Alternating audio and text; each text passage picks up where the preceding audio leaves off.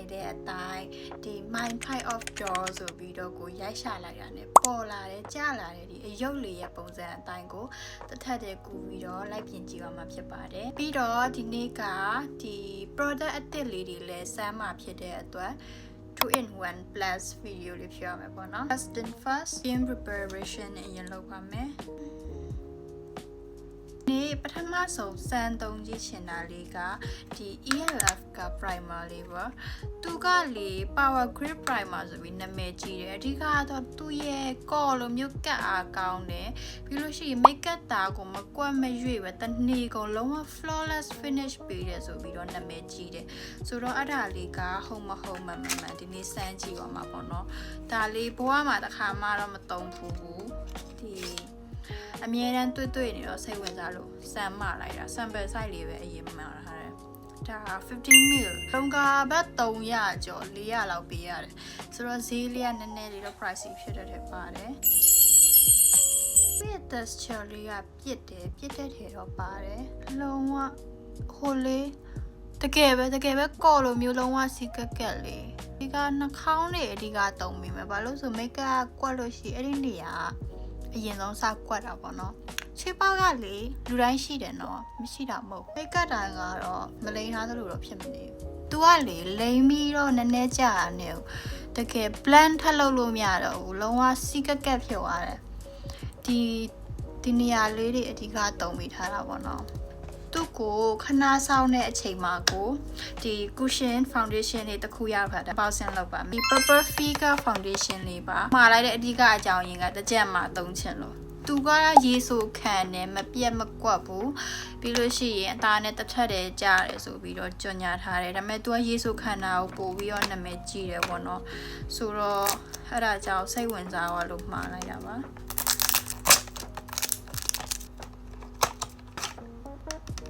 လုံးဝကိုချစ်စရာလေးပြောင်းလဲ့နေရပဲ case လေးခွဲလာတာပေါ့နော်ဒါလေးကကျတော့သူ့ရဲ့ကိုရှင်ထုတ်လေး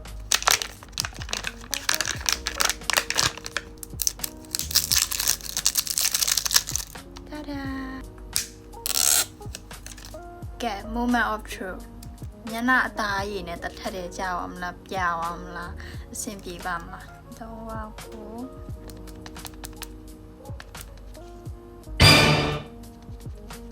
နည်းနည်းလေးတော့ဖြူသွားတာ coverage ကတော်တော်ကောင်းတာပဲ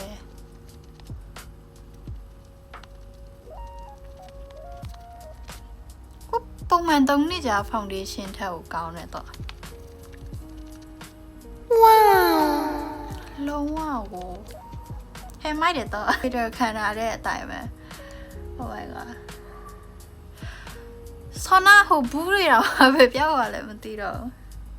နားလေးကပူဖုံးချင်လို့ဒီကလည်းအကက်လေးကိုယူပြီးတော့ဖွားလေးလိမ့်ချင်လေဝင်းနဲ့တော့အယောင်กว่าနေပြီ finish ပြီးတော့ပြန်ညီသွားမလားတော့မသိအမြဲကမှအရင်တက်ဖို့မိတော့တယ် concealer လေးသုံးပေးပါမယ် concealer လေးကိုတော့လက်မှာပဲအရင်ယူပေးလိုက်မယ်ဟိုကလည်းသူဖုံးသွားပြီဆိုတော့ဒီဝတ်ချံပူကိုဒီကလုပ်မယ်ပြီးတော့မှ under eye လေးနည်းနည်းလေးဖြည့်မယ် under eye ကိုလုပ်ပါမယ် control လေးလုပ်ပါမယ်ဒီနည်းနည်းလေးထိတ်လေးကိုဒီကလုပ်ပေးမယ်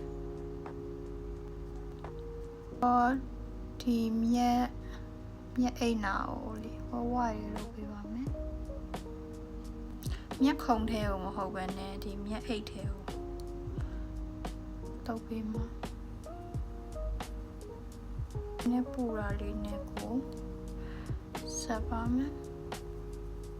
ဒီတစ်ခေါက်ကတော့ရိုးရိုး concealer မဟုတ်ဘဲနဲ့ highlight အနေနဲ့သုံးပါဆိုတော့နည်းနည်းလေးတစ်ဆင့်ပူလင်းတာလေးကိုသုံးပေးပါမယ်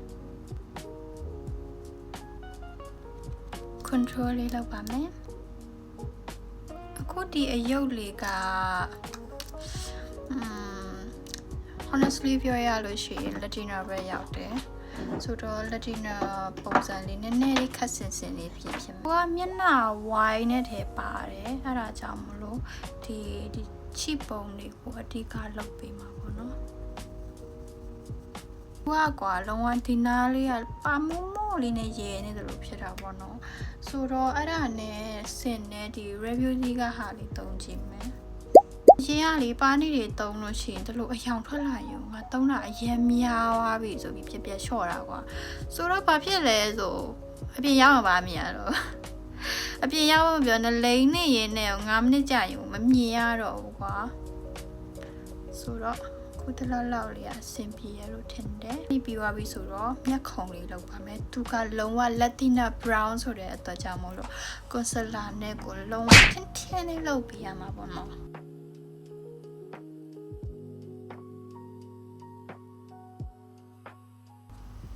တာဒါ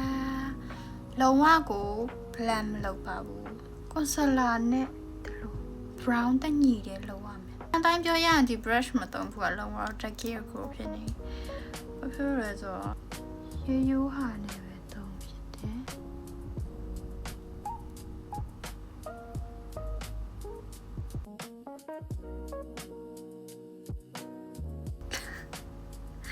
လုံးဝထင်းနေပြီဒုံတိတွေလှုပ်ချလိုက်တာများတယ်ဟိုက cream step တွေအကုန်လုံးကိုပြီးပြီဆိုတော့ဒီ setting powder လေးသုံးပါမယ်အဓိကလိုတဲ့နေရာလောက်ပဲ bake လုပ်မှာပေါ့နော်သုံးတော့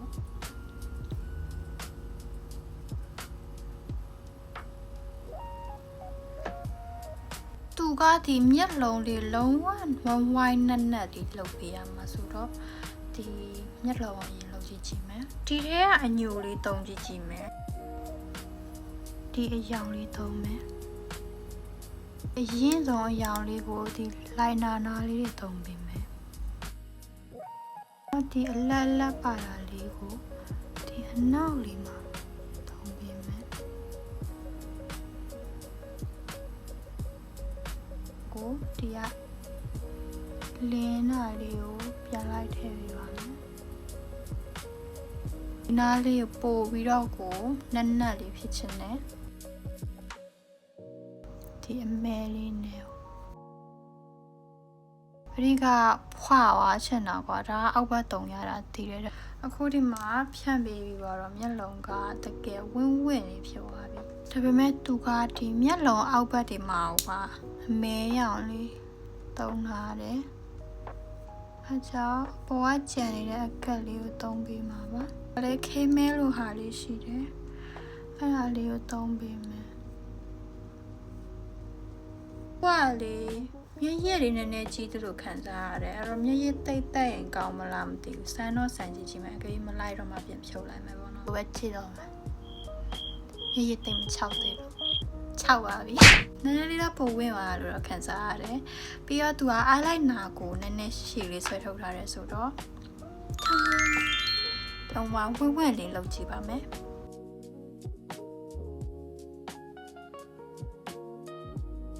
ပြီးတော့ဒီအောက်ကတိတ်မနက်ဒီလိုဒီမှာမျက်လုံးကိုပို့ပြီးတော့ထင်းထင်းလေးဖြစ်အောင်လုပ်ပါမယ်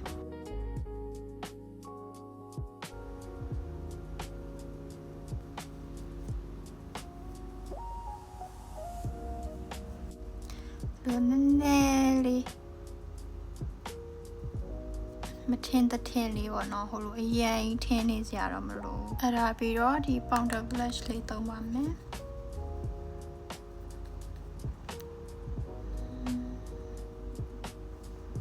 လောကပိုထင်းသွားပြီ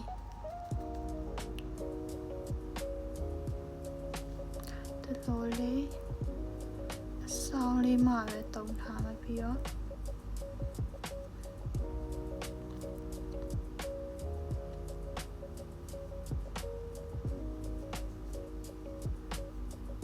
သူကဒီလိုနှာခေါင်းလေးနာမှာနည်းနည်းလေးရဲနေဒီလိုလေးလုပ်ထားတာပြီးတော့ဒီလို sun kiss လိုမျိုးလေးဝဝလေးလုပ်ထားဆိုတော့ဒီ blush ကအကြံနဲ့ပဲနည်းနည်းလေးတိုးလိုက်ပါမယ်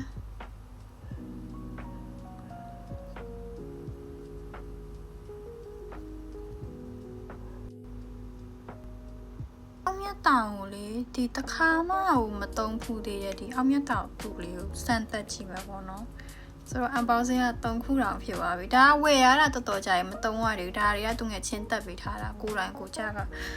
အဲ့လောက်ထိစိတ်မပါလို့မသုံးဖြစ်ဘူး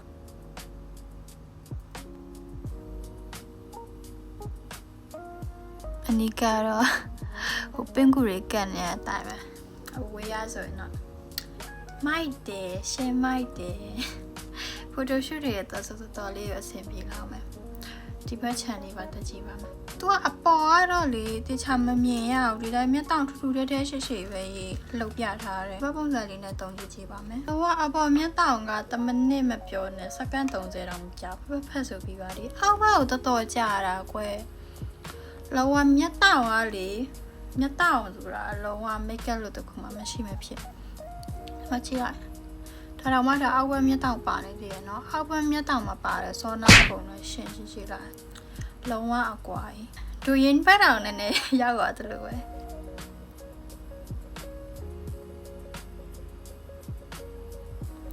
just like that highlight လေးထည့်ကြည့်မယ်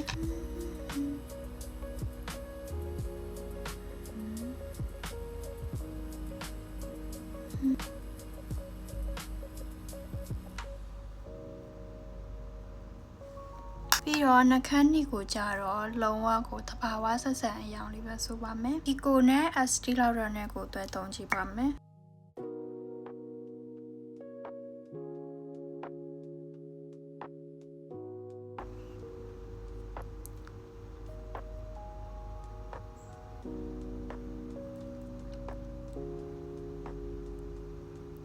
ဒီရောင်လေးကလေတော်တော်လာတယ်ဒီကိုကသုံးလတနည်းကျော်ပြီပြီးတော့သူ့ရဲ့ top coat လေးထပ်ဆိုပါမယ်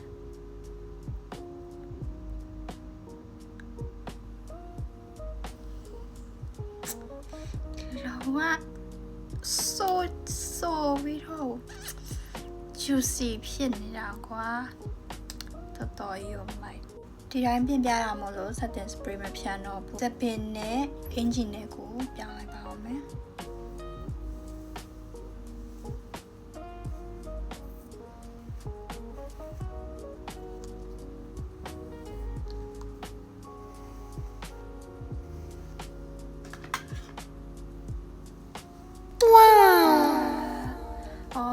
ပြီးတော့သူကမျက်ခုံလေးလုံးဝထင်ထင်လေးလုပ်ထားတာဆိုတော့ဒီ mascara လေးနဲ့မျက်ခုံတမြင်ချင်းပုံအောင်လုပ်ပါမယ်လို့ရှိရင်တော့ပုံမှာပြထားတဲ့အရုပ်လေးနဲ့တူမယ်လို့တော့မျှော်လင့်ပါတယ် Mary အမြင်နဲ့ကြည့်ရအောင်နည်းနည်းလေးတော့စင်တယ်တစ်ထက်တည်းတော့မဟုတ်ဘူးเนาะဘာလို့လဲဆိုတော့ကွင်းလည်းမပါထားဘူးပြီးတော့ facial feature တွေကလည်းမတူတာဖြစ်တဲ့အတွက်ကြောင့်မို့လို့80% လောက်တော့တူလို့တော့ထင်ပါတယ်အခုလိုမျိုးဒီလိုအဆုံးထိကိုတည်တည်ချာချာလေးကိုကြည့်ရှုရတဲ့အတွက်ကျေးဇူးပါနောက်လည်း makeup tutorial တွေအဲဒီ travel vlog တွေတင်ပေးရမှာဖြစ်တဲ့အတွက် Mary ရဲ့ page လေးကို like and follow လေးလုပ်ပေးကြဖို့တောင်းဆိုချင်ပါတယ်ရှင်ကျေးဇူးပါ